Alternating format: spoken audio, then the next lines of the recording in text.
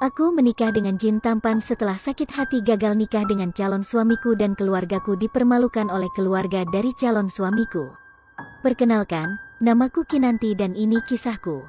Hari itu, jam setengah 9 pagi, aku dan keluargaku bersiap-siap untuk menuju acara pernikahanku dengan Mas Wira, calon suamiku yang aku sendiri sudah berpacaran dengannya selama 2 tahun.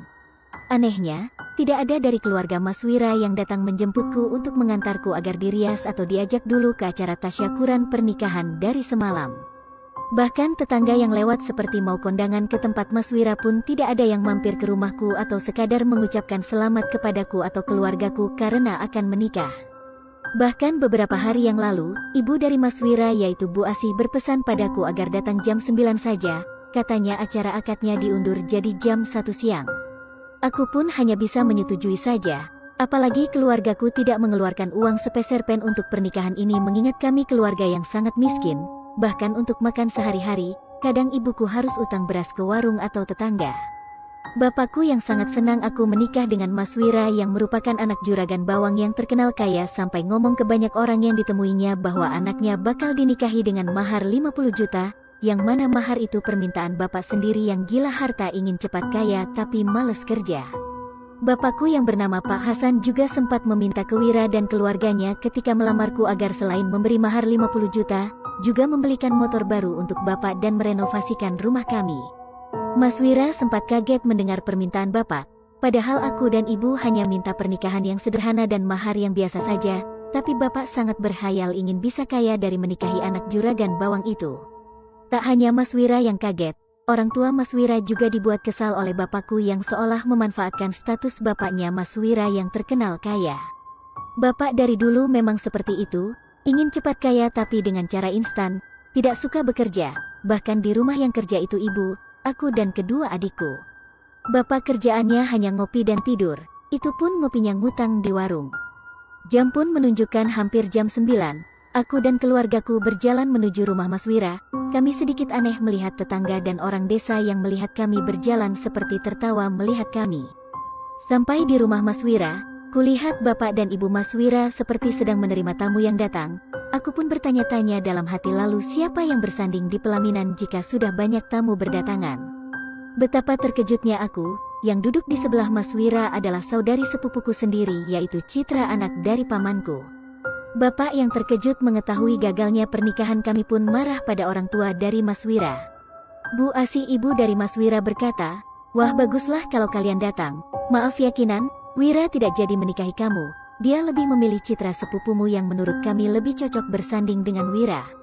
Aku pun banjir air mata tak menyangka semua ini terjadi. Bapak lalu berang dan berkata, "Keterlaluan kalian semua." Aku lalu berkata sambil gemetar kepada Mas Wira, "Kenapa tidak membatalkan pernikahan sejak awal Mas?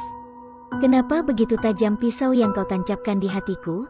Apa hanya karena keluargaku miskin membuat kalian semua yang ada di sini tega membohongi kami?" Citra yang duduk di samping Mas Wira lalu berkata sambil menggandeng Mas Wira, "Sadar diri jauh lebih baik Kinan, terutama bapakmu yang suka menjual omongan basi itu. Memang kalau dipikir bapak juga salah. Belum menikah sudah ngomong kesana kemari ke semua warga yang ditemuinya bahwa bakal dapat mahar 50 juta dan motor baru. Akhirnya ibuku pun menarikku dan menyuruhku beserta kedua adikku dan bapakku untuk pulang.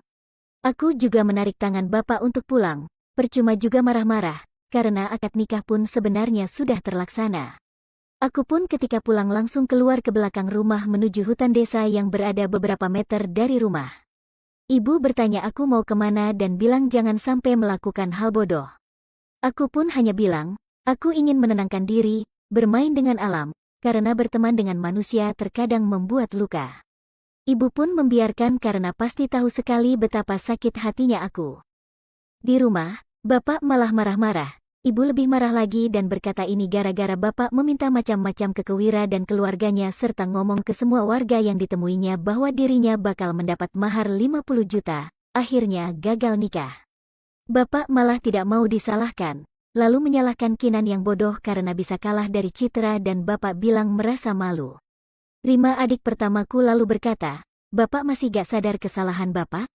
Apa gak kasihan sama Kak Kinan?"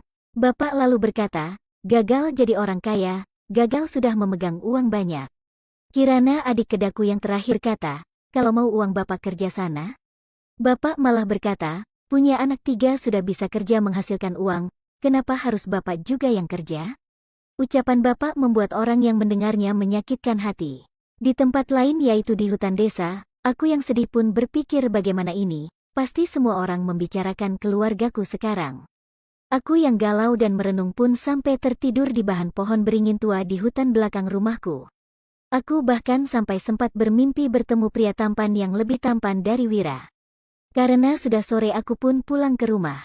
Beberapa hari setelah kejadian yang buat sakit hati ini, aku setiap pagi atau siang selalu ke hutan, untuk menenangkan diri. Sampai pada suatu hari, saat malam hari, ada sosok pria tampan yang muncul dalam mimpiku yang tiba-tiba muncul di kamarku saat semua orang sudah tertidur. Dia mengenalkan dirinya bahwa namanya adalah Lindu Aji Sangkana, rumahnya adalah pohon beringin yang biasa aku tiduri saat siang hari.